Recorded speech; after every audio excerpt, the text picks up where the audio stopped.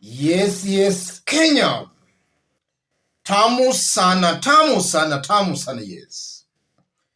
There's a very interesting story I want us to have a look at here.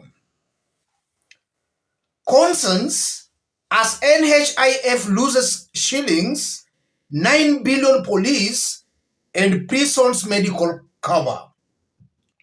There are concerns within the National Police Service and Kenya Prison Service after the state medical insurer lost a bid to renew a contract to provide comprehensive medical cover.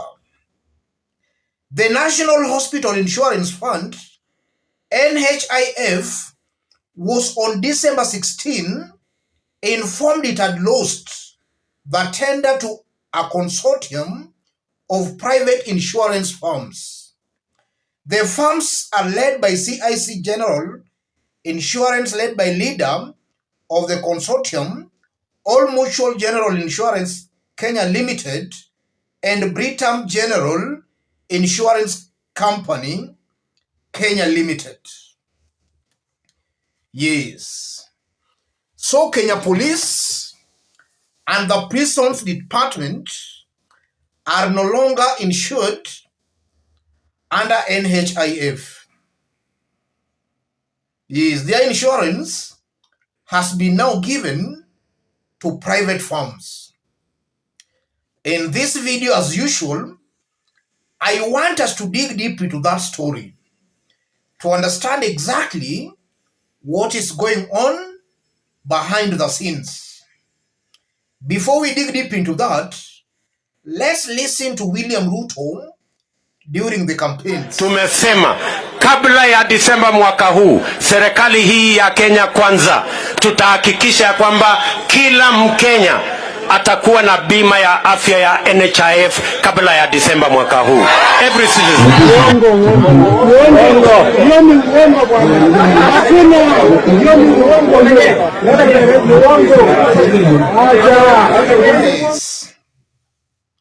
William Ruto promised that kabla ya December hii, every Kenyan was to have an NHIF medical cover.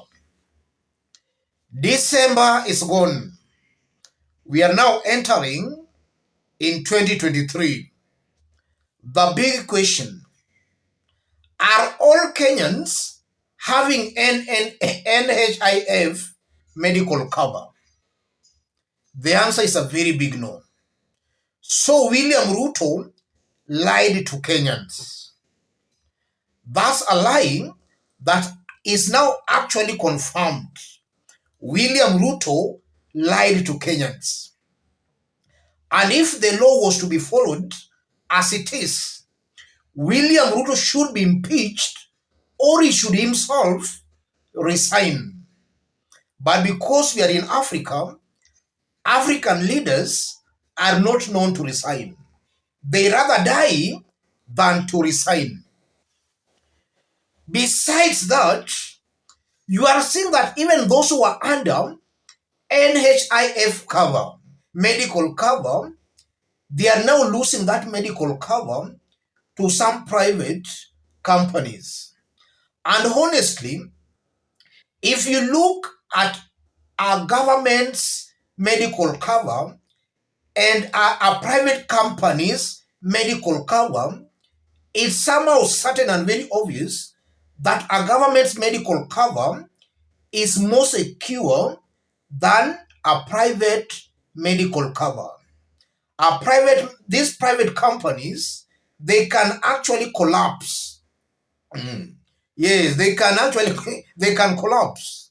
So it's a fact that the mere fact that Kenya Prisons and Kenya Police, they are now being insured under private companies, that's a confirmation that now their medical cover, the security of their medical cover, in my honest opinion, is now compromised. That comes out very, very clearly.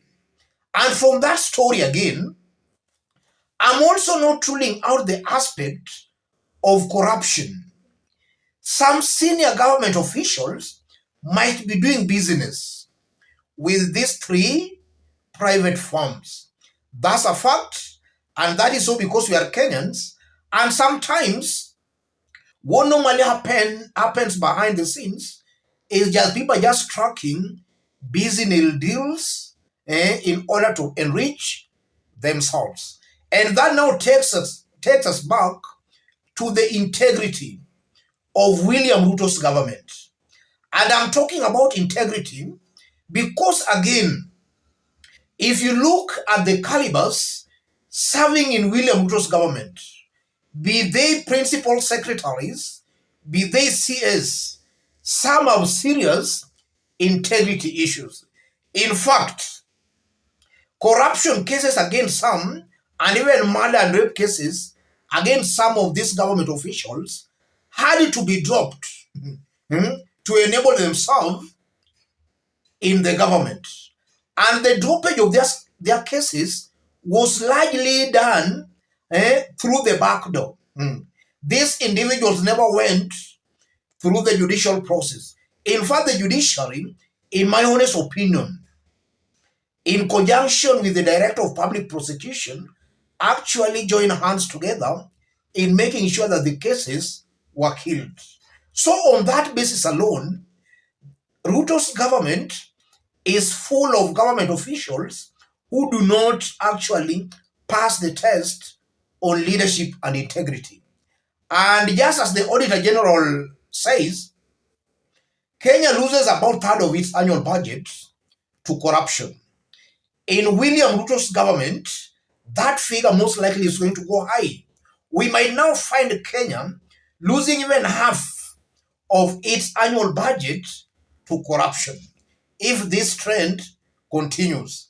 And I'm very sure that the transfer of the medical cover from NHIF to these private firms, in due course, it will come up as a very big scandal. That's something I'm saying with a lot of confidence. As I conclude, ladies and gentlemen, I think entering in 2023, Kenyans should actually prepare themselves for very harsh economic times. Everything, or rather, almost the general cost of living is going to go up. And I'm saying that because as from tomorrow, the cost of electricity is going to increase. Bank charges to transfer money from your bank to M-Pesa wallet, charges have also been reintroduced.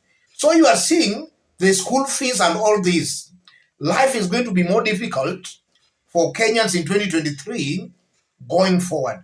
And that's why I still maintain, and I repeat, that William Ruto's government, as much as they are putting on a very brave face and chest stamping on how they will win 2027 presidential elections, I'm still very much persuaded and convinced that this government might go home as a one-term government.